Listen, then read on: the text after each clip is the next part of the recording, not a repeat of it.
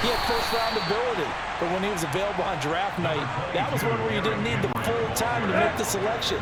You call that pick in early, and he shows why he was so coveted with that interception there. Second down, they go again with Henry. Just a yard in the pickup there, and it'll leave them with a 3rd and 3. Coming up here looking for 3 yards to pick up the first. They'll try to run for the first with Henry. And he will have the first down, but he winds up paying for it pretty good. A 3rd down gain of 3 yards, and that'll be enough. Well, it is our business to analyze what we saw out there, and on that play, I saw a defense staying in base, not taking a chance, not blitzing, in a situation where they absolutely need the football back. That's either a case of overthinking it or not thinking it through. If you do blitz, do you have to be careful about where you're coming from, or are you just coming from all angles? You have to be careful about where you're coming from, obviously, but at this stage, you have to take a few chances as well. After the field goal now, it's Bullock to kick it away.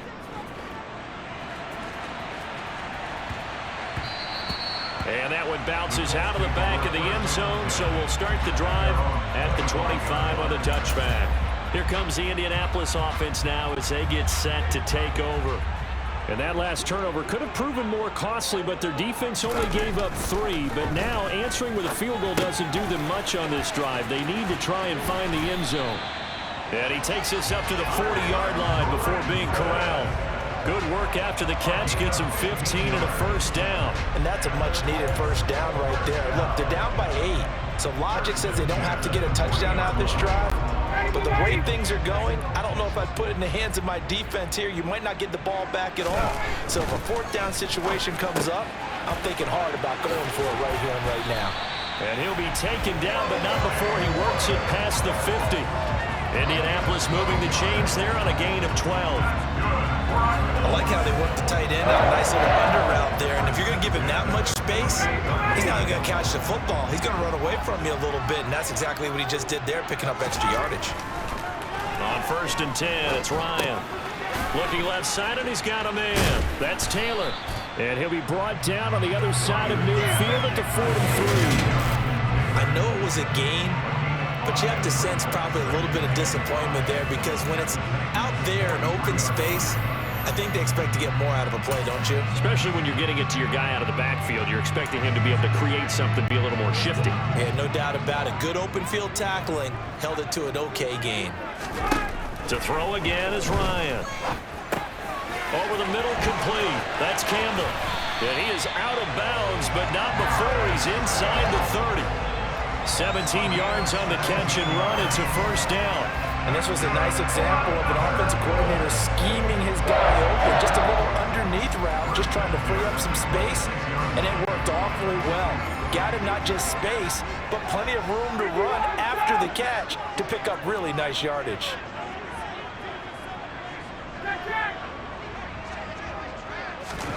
On first down, Ryan. Back to the same target, Campbell. And he'll go out of bounds in the red zone just inside the 20. So the completion results there in 9 yards. And they'll have a 2nd and 1 forthcoming. From the gun, it's Taylor.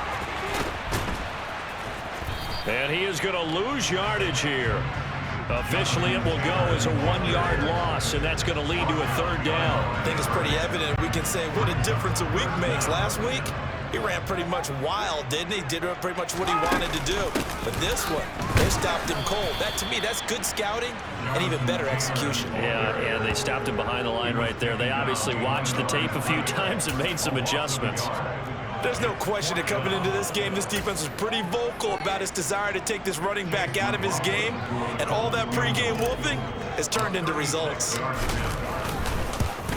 And this one is right through, and that'll get the lead down to 5. So an interesting call there to take the 3, and I guess they're thinking that their hands were tied, but in the 4th quarter, that field goal might not help them that much in the end. Well, eventually they're going to need the touchdown. The thinking must have been they didn't feel confident about picking it up there, hoping maybe on defense they can get better field position, get a turnover, get a better play, and then they'll have a chance to attack the end zone. And that'll carry over the back line of the end zone for a touchback. Here's Tennessee ready to begin this drive offensively. Right now clinging to a one-score lead, Charles, and I think operating within that 4-minute offense with a little less than 4 minutes to go applies here, right? It certainly does, and that means the playbook is still wide open. But you are a little bit more careful about what you're calling. You want plays that are going to gain yardage, how would you say it, consistently, right? You don't need the big shots downfield, but make sure the clock continues to run. Pile up the first down, and the goal, end the game with your quarterback kneeling down at the end, and you still have the lead. To throw again on second down. Tannehill finding his safety valve here. That's complete. They lose 2 on that last play, so things get even tougher. 3rd and long coming up. I believe I could see what they were trying to do there, but unfortunately, the back ran out of room. Too close to the sideline. And for defenders, we're often taught 11 on the field. Those sidelines can become the 12th defender. It worked to the defense's advantage on that play. And he'll get this one across the 20, but only up to about the 21. 3 yards won't be enough here as that'll bring up 4th down. Well, the guys who are paid to make the tackles deserve some kudos there, but I think they deserve even bigger ones because in that situation, they had to be thinking pass. Loosened up defense, going to pass coverage. Instead, maybe they surprised him a little bit running the ball, yet they rallied to it and stopped him well short of a first down. And this one's going to be touchdown right at about the 35-yard line. Here comes the Colts offense now as they make their way onto the field. Their defense accomplished step 1 of the mission. They forced the punt. Now they'll look to erase that deficit and take a 4th quarter lead. Throwing now, Ryan on first down. To the right side and into the hands of the tight end, Granson. And he'll be out of bounds after getting this one across the 40.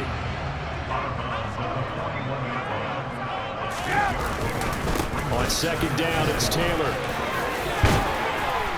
And a strong run that time as he's across midfield and down to the 43. 16 yards to pick up there. The Colts have a first down. We'll definitely see some open running lanes, and he's taking advantage of it right now, but that shouldn't be a surprise. Defense has the lead. They're playing for the pass first.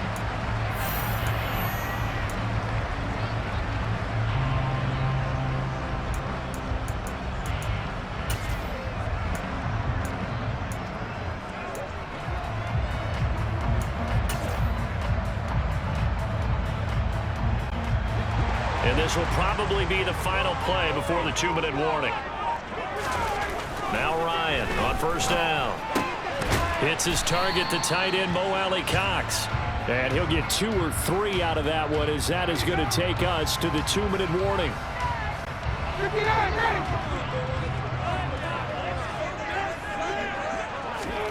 From the 40 now on second down. Ryan, he'll get this one to Pittman. And he gets this to the 35. Good for a gain of 5.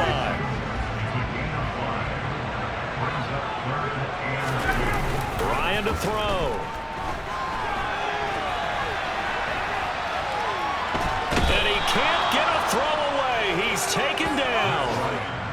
It'll go as a sack, a loss of 3, and in turn, it takes us to a 4th down. They'll try and throw for it with Ryan. And the comeback may stall out. It's intercepted. It's Roger McCreary with a pick. Holding, defense.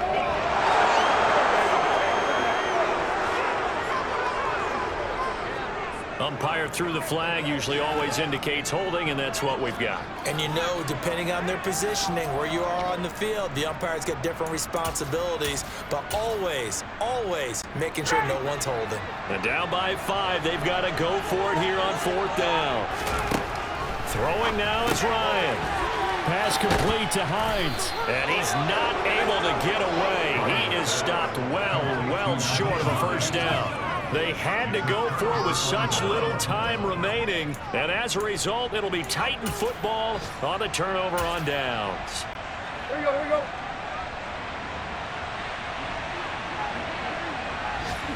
Defense still with 3 timeouts. We'll see if they want to use them here as the kneel down comes.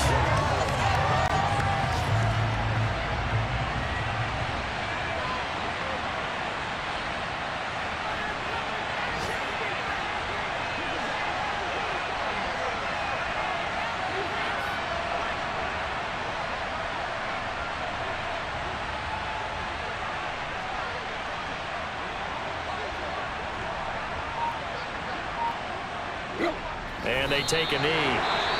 The Colts going to use the first of their timeouts, as it'll come with 15 seconds to play in the ball game.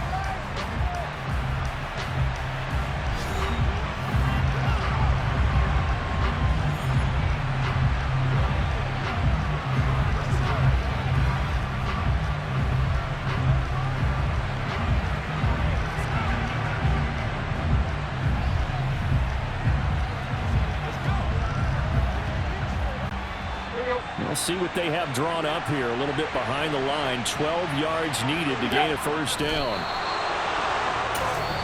Now a second timeout called for by the defense.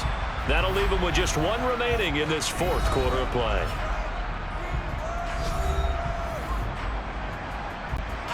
On now is the Titans punter, as he'll punt it away for the second time.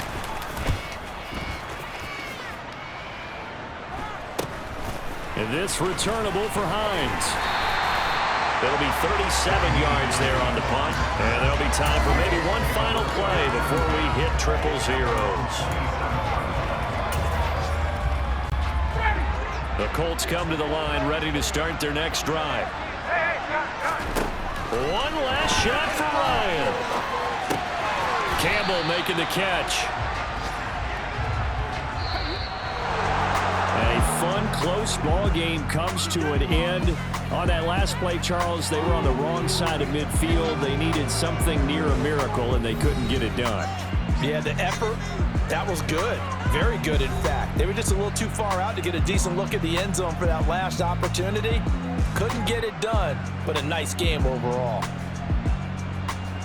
So for the Titans, it'll be a .500 start as the win gets them back to 2-2. And they'll get another road date next week when they take on Washington.